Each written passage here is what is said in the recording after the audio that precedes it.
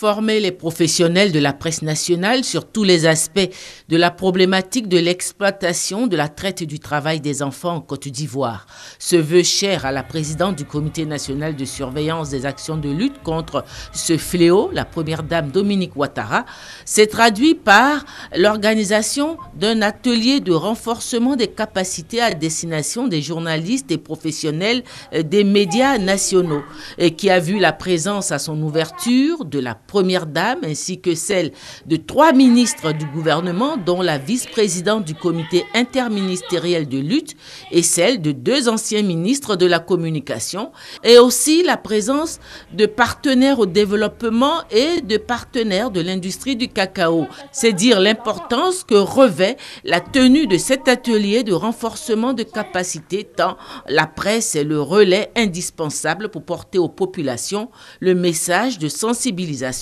du gouvernement. C'est pourquoi, en ouverture de l'atelier, la vice-présidente du comité interministériel de lutte, la ministre de la Solidarité et de la Famille, de la Femme et de l'Enfant, Anne-Désirée Ouloto, a lancé au nom du gouvernement un appel vibrant aux professionnels de la presse pour qu'ils apportent leur contribution à la lutte que mène le gouvernement pour éradiquer en Côte d'Ivoire le fléau de la traite, de l'exploitation et du travail des enfants. L'action des journalistes,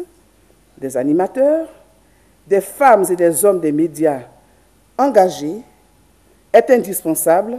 pour atteindre les objectifs que nous nous sommes fixés à travers le plan d'action nationale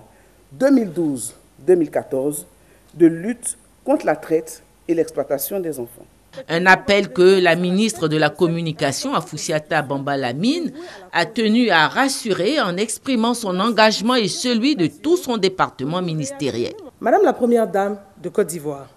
présidente du Comité national de surveillance des actions de lutte contre la traite, l'exploitation et le travail des enfants, permettez-moi de saluer respectueusement votre présence à la tête de cette importante institution dévouée à la cause des enfants. Je voudrais surtout saisir cette occasion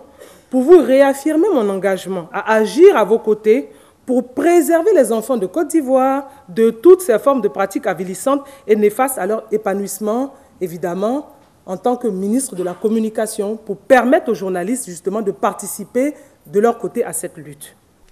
Intervenant à son tour, la présidente du Comité national de surveillance, la première dame Dominique Ouattara, a salué le travail déjà réalisé par la presse depuis le démarrage de la sensibilisation. Mais vu l'ampleur du fléau, un doublement d'efforts est nécessaire, a-t-elle souligné. Chers amis des médias et de la communication, je voudrais saluer le travail que vous accomplissez quotidiennement dans le cadre de la lutte contre l'exploitation et le travail des enfants dans notre pays. Aujourd'hui, tous les Ivoiriens sont sensibles à cette question. Aidez-nous à stopper l'exploitation des enfants dans notre pays en expliquant à nos frères et sœurs dans les villes et les campagnes, ainsi qu'à nos parents paysans,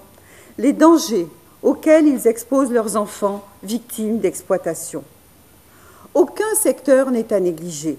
que ce soit dans le domaine des mines, du transport, de l'agriculture et du secteur urbain. Partout où nos enfants sont exploités, agissez.